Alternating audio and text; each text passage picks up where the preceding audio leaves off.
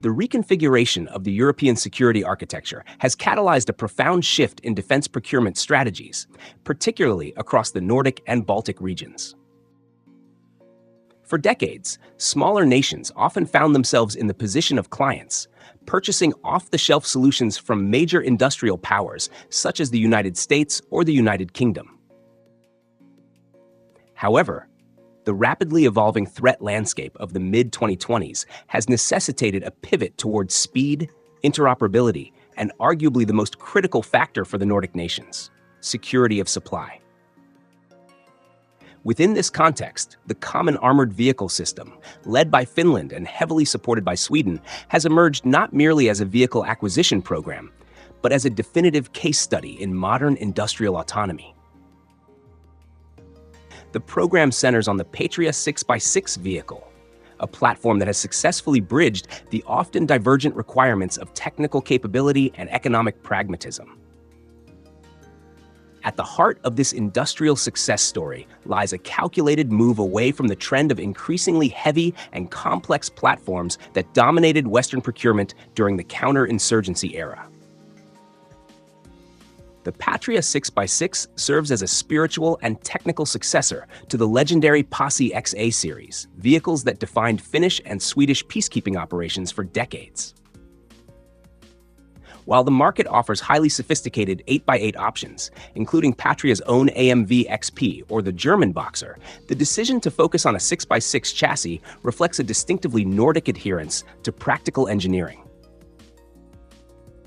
The 6x6 configuration offers a lower acquisition cost and reduced lifecycle maintenance expenses compared to its 8x8 counterparts. More importantly, it retains a high degree of tactical mobility, crucial for the challenging geography of the High North. The terrain in Finland and Sweden, characterized by dense forests, deep snow, and thousands of lakes, demands a vehicle that is not only protected, but also amphibious and light enough to traverse soft ground. This is a capability gap that heavier Central European designs often fail to address adequately. The program reached a watershed moment in January 2026, marking a significant victory for the Finnish-led consortium. Germany, a nation with one of the most robust indigenous defense industries in the world, formally signed a contract to procure approximately 876 Patria 6x6 vehicles to replace its aging TPz Fuchs fleet. This agreement, valued at roughly €2 billion, signals a paradigm shift. It is a rare occurrence for the German Bundeswehr to look outside its domestic giants like Rheinmetall for a core fleet requirement. This acquisition validates the CAVS concept on a continental scale, suggesting that the Finnish design philosophy, prioritizing modularity and ease of deployment, has outmaneuvered more complex competitors in this specific segment. For the Finnish defense industry, this is an export triumph that cements its status as a premier supplier of wheeled armor in Europe. However, the strength of the CAVS program is best understood through the lens of the Swedish-Finnish partnership. Sweden joined the program in 2022, not as a passive customer, but as a framework nation with substantial influence over the development and industrialization phases. The Swedish Defence Materiel Administration, or FMV, has moved aggressively to integrate the platform, locally designated as the Pansarterrängbil 300.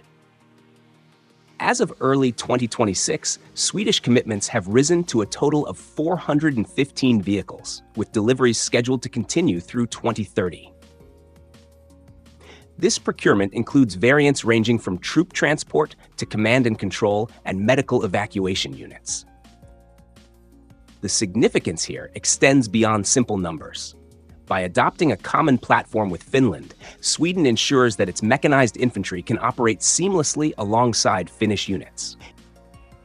In a potential conflict scenario in Lapland or the Baltic Sea region, this interoperability reduces the logistical nightmare of managing disparate supply chains. A Swedish mechanic would theoretically be able to service a Finnish vehicle using parts drawn from a shared depot, a level of integration that NATO has long aspired to, but rarely achieved. This collaborative model also addresses the critical requirement of domestic industrial participation. While the prime contractor is Finland's Patria, the supply chain is deeply integrated with Swedish industry. The vehicle utilizes a Scania diesel engine, Swedish high-grade steel, and incorporates advanced electronics and communication systems from Saab and other local vendors. This approach satisfies the political and economic need to sustain the domestic industrial base while avoiding the prohibitive costs of developing a new national vehicle from scratch. It represents a mature compromise where national sovereignty over critical technologies is maintained within a shared multinational framework. The program has further expanded to include Latvia as a founding member, with Estonia and arguably Denmark aligning their procurement strategies to create a standardized Nordic-Baltic fleet. The management of this complex multinational effort is centralized in Tampere, Finland, which now hosts the official program office. The European Union has recognized the structural value of this initiative, granting it €60 million in funding through the EDI-IRPA instrument, which is designed to incentivize common procurement. This financial injection is less about the monetary value and more about the political endorsement of the TPz model as the blueprint for future European defense cooperation. It challenges the fragmented nature of the European defense market, where duplicate R&D efforts often lead to waste and inefficiency. From a critical perspective, one must analyze why this specific platform succeeded where others have stalled. The answer likely lies in the refusal to over-engineer. The Patria 6x6 does not attempt to be a frontline infantry fighting vehicle like the Swedish CV90. It does not carry heavy autocannons or thick composite armor designed to stop tank rounds. Instead, it focuses on the essential task of battlefield mobility, moving troops protected from small arms fire and shrapnel to the front lines efficiently. By strictly defining this role, the consortium kept costs down, allowing nations to buy in bulk. For Germany, replacing nearly 1,000 Fuchs vehicles required a solution that was economically viable, a box that the more expensive 8x8 options struggled to check. The implications for the wider Baltic Sea security environment are substantial. The widespread adoption of the TPz platform creates a continuous zone of logistical homogeneity stretching from the German Baltic coast through Latvia and Estonia up to Finland and across to Sweden. This standardization acts as a force multiplier. In terms of strategic deterrence, it signals to potential adversaries that the northern flank of NATO is not a collection of disjointed forces, but a cohesive unit sharing equipment, doctrine, and industrial capacity. The capability to ramp up production is also enhanced, with production lines active in Finland, Latvia, and potential for licensing elsewhere. The consortium possesses a resilience against supply chain disruptions that a single-nation production line would lack. Furthermore, the operational data gathered from the diverse user base will feed back into the development cycle. As the vehicles are subjected to the specific demands of the Swedish archipelago, the forests of Karelia, and now the training grounds of Germany, the platform will undergo continuous refinement.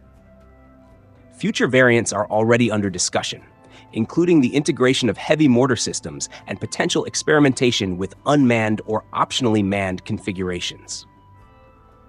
This evolutionary potential ensures that the Pansarterrängbil 300 and its international siblings will remain relevant well into the 2040s and 2050s. In conclusion, the Common Armored Vehicle System stands as a testament to the pragmatic engineering and strategic foresight of the Nordic nations. It demonstrates that a partnership between Sweden and Finland can drive European defense standards, compelling even the largest industrial powers to take notice. By prioritizing the specific geographical and climatic needs of the region while maintaining a flexible, cost-effective industrial structure, the program has secured a dominant market position. It is a clear indication that in the modern era of defense acquisition, the ability to cooperate and standardize is just as potent a weapon as the hardware itself. The snowy forests of the north have birthed a system that not only protects soldiers, but also fortifies the strategic autonomy of the entire region.